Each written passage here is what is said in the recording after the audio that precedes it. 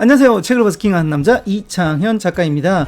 오늘은요, 지난 시간에 이어 비즈니스와 마케팅에서 성공을 위한 10가지 경로 2부 이제부터 시작하겠습니다.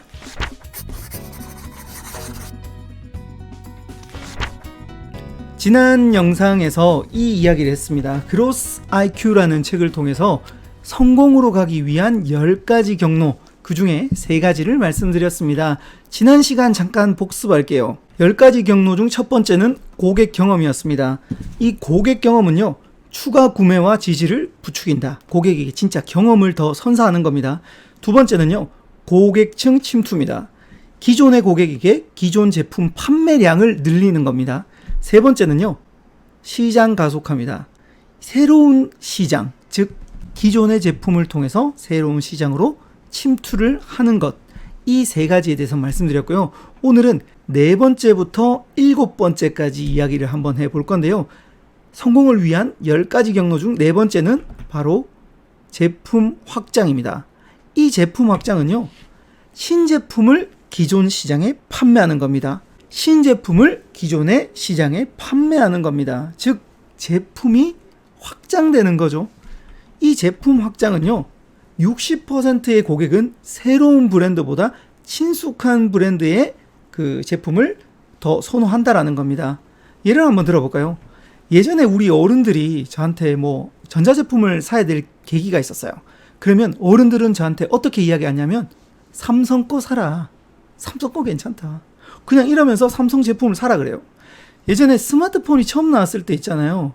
물론 애플이라는 제품이 그 브랜딩이 굉장히 많이 됐지만 이 삼성에서도 갤럭시라는 것을 내놓기 시작했는데요. 정말 신기한 건 기존의 그 삼성을 쓰던 사람들은 갤럭시를 굉장히 많이 선호했다라는 겁니다. 기존의 제품이 있다면 확장을 하는 게 굉장히 유리하다라고 합니다. 보랏빛 쏘가 온다라는 책을 쓴 세스 고디는 이렇게 이야기를 합니다. 제품 확장할 때 제품을 위해서 고객을 찾지 말고 기존의 고객을 찾아놓은 상태에서 제품을 찾아라 라고 이야기를 합니다. 여기서 말하는 것도 바로 제품의 확장이죠. 그리고 기존 고객층에 인접한 제품을 선택하는 것이 조금 더 유리합니다. 자, 기존에 삼성이라는 그 제품이 있었어요. 거기 보면 애니콜이라는 제품이 있었죠. 애니콜에서 스마트폰 갤럭시라는 제품으로 넘어갈 때요, 이렇게 기존 고객에게 인접한 제품을 판매를 했기 때문에 삼성의 갤럭시가 아마 우리 어른들, 즉 기존의 고객에게 판매가 되었다라는 겁니다. 이 책에는요, 블록버스터라는 기업과 넷플릭스 기업을 비교를 해둔 게 있었습니다. 이 두 기업은 DVD를 다 대여를 해주고 받는 그런 업체였는데요. 넷플릭스는 기존의 그 사람들에게 제공을 할 뿐만 아니라 어떻게 했냐면 제품을 확장했어요. 기존엔 DVD라는 제품이었죠. 그러다가 스트리밍 서비스를 하기 시작합니다. 근데요, 블록버스터는 스트리밍을 하지 않고 기존에 있던 그대로 방식을 그대로 고수합니다. 그렇게 되면서 이 시장이 역전이 되어버렸는데요. 한번 보시면 이렇습니다. 그 전까지는 블록버스터가 월등히 높았어요. 근데 나중에 넷플릭스가 스트리밍 서비스를 시작하고 난 이후에, 즉 제품 확장을 하고 난 이후에는 블록버스터는 완전 감소해서 지금은 없어진 걸로 알고 있습니다. 넷플릭스는 반대로 또 성장세로 올라갈 수 있었다고 합니다. 그래서 제품의 확장은 가만히 있으면 오히려 내려갈 수도 있습니다. 그리고 한 예로는 아마존이 있죠. 아마존은 원래 책을 팔았어요. 책을 막 판매하다가 기존 고객에게 어떻게 했느냐? 네, 맞습니다. 지금처럼 많은 것들을 더 첨가해서 팔았습니다. 그래서 현재 아마존은 전 세계 인터넷 매출 1등을 하고요. 그리고 전 세계 그 판매하는 사이트 중 우리가 가장 유명한 사이트로 알고 있는 바로 그런 사이트가 됐습니다. 그러면 저는 어떻게 할까? 이걸 저한테 접목해 보니까 제품을 확장을 해야 돼요. 근데 예전부터 제가 하고 있었어요. 저는 맨 처음에 강의를 할 때 어떤 강의를 했냐면 파워포인트 강의를 했습니다. 이 파워포인트라는 강의를 하다 보니까 다음번에는 이제 저를 안 불러주잖아요. 그래서 기존 고객한테 무엇을 하지? 고민하다가 블로그에 대한, SNS에 대한 강의를 하자. 그래서 저는 제품 확장을 블로그 만들기라는 제품으로 첨가해서 올렸습니다. 그리고 나서 기존에 이제 시장이 어느 정도 제 시장이 생겼을 때 너무 컴퓨터 분야가 아니라 한 번 더 좀 더 확장을 한번 해보자. 그렇게 생각해서 저는 비전, 즉 목표와 그 동기부여에 대한 이야기를 한번 해보자라고 생각을 해서 이렇게 2번의 확장을 해서 현재 여기까지 왔습니다. 자, 만약에 제가 파워포인트만 강의하고 있었다면 물론 어떻게 될지는 모르겠어요. 근데 확장하지 않았다면 지금의 북스킹은 아마 없었을 겁니다. 그냥 파워포인트에 국한된 그런 사람이 됐겠죠. 저도 몰랐는데 이렇게 확장을 했었고요. 그리고 이 책을 보면서 그러면 다음은 어떻게 할까? 다음은 지금 여기까지는 왔는데 다음은 어떻게 할까? 그거는 제가 힌트를 북스킹에서 얻기로 했어요. 북스킹을 해서 많이 이렇게 노출을 하다 보면 즉 고객들이 어떤 것을 저한테 원하는지 그것을 한번 해보기 위해서 테스트로 한번 쭉 올려보는 겁니다. 그렇게 되면 미리 이렇게 강의안들이 다 만들어지잖아요. 그래서 다음은 어떤 것으로 강의를 확장할까를 저도 한번 생각해 봤습니다. 이렇게 제품의 확장에 대해서 말씀드렸습니다. 북스킹 10가지 경로 중 5번째 경로는요, 고객 제품 다각화입니다. 자, 여기서 말씀드리는 거는요, 신제품을 새로운 고객에게 판매한다. 즉 새로운 고객도 만들어야 되고 새로운 제품도 만들어야 돼요. 이 책에서는 이런 말이 있었습니다. 이 고객 제품과 다각화가 위험성이 대단히 크다. 하지만 이런 위험성을 거스르고 잘 되기만 한다면 보상이 훨씬 더 크다. 이걸 투자 용어로는 하이 리스크, 하이 리턴이라고 이야기를 하죠. 여기서 진짜 중요한 것은 정말 그거 파악을 잘해야 돼요. 다른 말로 지피지기를 잘해야 돼요. 자신에 대한 능력도 파악해야 되고요. 그리고 시장에 대한 맥락 충분히 파악한 다음에 고객과 제품의 다각화를 하는 게 굉장히 중요하다고 되어 있습니다. 위험하니까 그만큼 많이 꼼꼼하게 준비를 해야 된다는 겁니다. 자, 대표적인 예로는요, 애플이 있습니다. 애플은 원래 이렇게 컴퓨터를 만들던 회사인데요. 컴퓨터만 만들다가 한 2000년도 들어서면서 무엇을 만들었냐? 바로 MP3 플레이어, 아이팟을 만들었습니다. 자, 이 아이팟 만들었을 때 주변에서 컴퓨터 만들던 회사에서 무슨 MP3를 팔아? 라고 생각을 한 경우가 많아요. 자, MP3 시장이라는 새로운 시장과 그리고 새로운 제품으로 다가갔습니다. 물론 고전이 조금 있었지만 어느 정도 성공 분야에 올라갑니다. 애플은 여기서 한 단계 더 고객 제품 다각화를 합니다. 어떻게 했느냐? 바로 아이폰을 만들어냅니다. 핸드폰 시장이라는 곳, 새로운 시장이죠. 그리고 새로운 제품, 아이폰이라는 제품을 만들어서 출시했습니다. 네, 그 뒤로는 이야기를 안 해도 여러분들이 훨씬 잘 알겠죠. 다행히 이게 먹혀서 엄청난 대박이 일어났습니다. 스마트폰에 새로운 바람을 불게 돼서 정말 애플은요, 이제 애플 컴퓨터가 아니라 애플이라는 회사로 명칭조차 바꿔버렸죠. 그렇게 정말 하이 리스크 하이 리턴이었지만 이렇게 성공을 하게 된 케이스였습니다. 근데 찾아보니까요, 애플이 다 성공한 것만은 아니었어요. 애플도 실패를 했는데요, 보니까 사실 요 아이폰 이전에요, 요게 있었더라고요. 모토로라와 아이튠즈 폰이라는 것을 만들었어요. 자, 만들었는데요, 성공했을까요? 아니요, 성공 못하고요, 조금 실패를 했어요. 그만큼 위험도 있었습니다. 뿐만 아니라 애플은요, 블루투스 스피커라는 하이파이라는 것을 만들었어요. 이것을 2006년 12월 28일 날 출시했는데요, 한 1년 반 정도 하다가요, 결국은 중단했답니다. 왜냐하면 이 자신에 대한 판단을 일단 못했어요. 제품은 잘 만들었는데 소리를 잘 만들어내지 못했어요. 그리고 두 번째는 아직까지 시장에서 이런 스피커들을 원한 것은 아니었다라는 겁니다. 그래서 고객 제품 다각화를 할 때는 자신에 대해서 알고 시장에 대해서 조사를 많이 하고 와야 된다라는 겁니다. 자, 그리고 마블도요, 코믹스라는 만화 제품을 판매를 했는데 이게 만화 시장이 내리막이 됩니다. 그러다가 마블이라는 회사가 조금 하락세가 되었는데요. 그러다가 어느 날 새로운 고객에게 새로운 제품, 새로운 시장은 어디였냐면 영화라는 시장이었어요. 그리고 이 영화라는 시장이 있었다면 기존의 그 만화가 아니라 바로 실사판이죠. 영화로 만들었어요.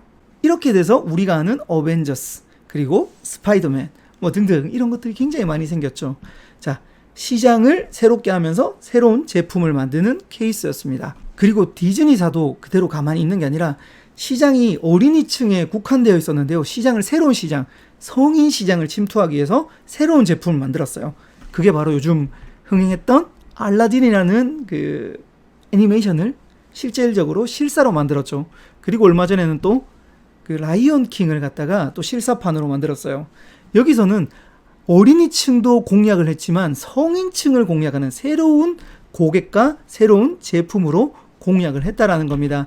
그러면 저 같은 경우에는 새로운 시장과 새로운 상품은 무엇일까 생각해 보니까, 나는 그러면 강의 시장에서는 어느 정도 하고 있으니까 책이라는 시장으로 들어가면서 또 새로운 제품, 기존에 하는 강의가 아니라 글이라는 책으로 새로운 제품으로 해가지고 저도 어떻게 보면 고객과 제품의 다각화를 할 수 있었습니다. 여기 그래서 책들이 이렇게 있죠. 네, 이렇게 다 있는 이유도 저도 모르게 요 고객 제품 다각화를 하고 있었습니다. 자, 그러면 여기서 다음은 뭘 할까 또 한 번 더 생각해보는 그런 시간이 저한테도 되었습니다. 5번째는 고객 제품 다각화였습니다. 북스킹 비즈니스 마케팅 성공으로 가기 위한 10가지 중에 6번째는 판매 최적화였습니다. 판매 최적화는요, 생산성을 높이기 위해서는 판매 노력을 능률적으로 기울여야 된다. 우리는요, 상품을 만드는 일하고 판매하는 일, 크게 보면 두 개가 있어요. 자, 이 두 가지 중에 무엇이 중요하다라고 말할 수는 없어요. 둘 다 중요합니다. 근데요, 앞서서 했던 거는 상품을 만드는 일에 더 포커스를 맞췄다면 판매 최적화는요, 판매하는 일에 더 포커스를 맞추는 겁니다. 아무리 좋은 상품을 만들어도 판매를 하는 것이 굉장히 중요하기 때문에 이 판매 최적화를 해야 한다는 겁니다. 이 판매는요, 소비자를 만나는 최종 접점이기 때문에 어떻게 다가서느냐에 따라서 선택을 받을 수도 있고 안 받을 수도 있다는 겁니다. 그래서 판매하는 효율을 높여야 되는데요, 요즘은요, 이런 인공지능이나 자동화를 이용해서 효율적으로 판매하는 경우도 많고요. 스마트폰 어플리케이션, 그리고 전화 상담 등등 굉장히 판매를 위해서 효율을 높이는 게 중요합니다. 자, 대표적으로는요, 저는 쿠팡이라고 생각합니다. 자, 쿠팡이 로켓 배송도 있지만 얼마 전에 제가 써본 그 경험 중에 딱 했는데요, 이 로켓페이라는 게 있어요. 로켓페이에 뭐 터치만 하면 된다 그러는데 그게 이제 아니더라고요. 그냥 제 아이디로 접속해서 다 구매했죠. 다 사시겠습니까 하면 예스 누르니까 제가 이 로켓페이를 등록해뒀거든요.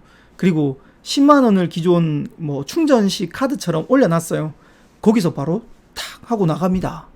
와, 정말 이제 다른 데서 사려고 해도 쿠팡에서 사는 게 훨씬 저한테는 판매, 즉 그 생산 말고 그 사이에 있는 거 있잖아요. 정말 편해요. 정말 편해요. 이 쿠팡이라는 회사가 사람들이 많이 찾는 이유 중에 하나가 그 로켓 배송도 있었지만 바로 이 로켓페이 또한 저희가 굉장히 많이 편리함을 줬습니다. 자, 그리고요, 저 요즘 저희 집에서는 홈플러스에 직접 잘 안 갑니다.